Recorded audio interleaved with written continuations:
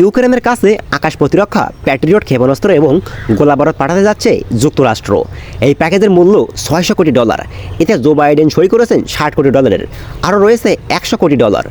তবে ইউক্রেনের কাছে ক্ষেপণাস্ত্র উৎক্ষেপণের জন্য আকাশ প্রতিরক্ষা প্যাট্রিয়ট সিস্টেম পাঠানো হবে না বলে জানিয়েছেন লয়েড অস্টিন।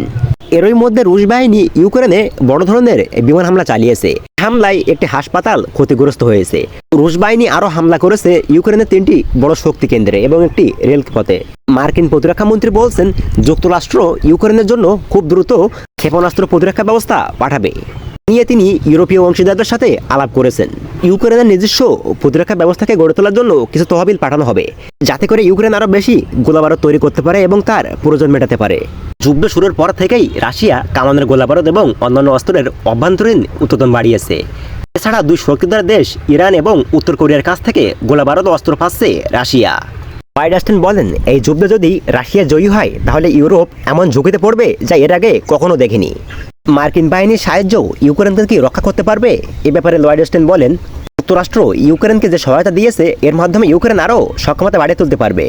রাশিয়া ইউক্রেনে যেসব মিসাইল দিয়ে হামলা করেছে তার ভিতরে cruise missile, 300 surface air missile এবং ইস্কান্দার ব্যালিস্টিক ক্ষেপণাস্ত্র দিয়ে।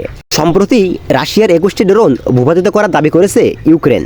এদিকে শনিবার ইউক্রেনের 18টি ড্রোন গুলি করে ভূপাতিত করার দাবি করেছে রাশিয়া।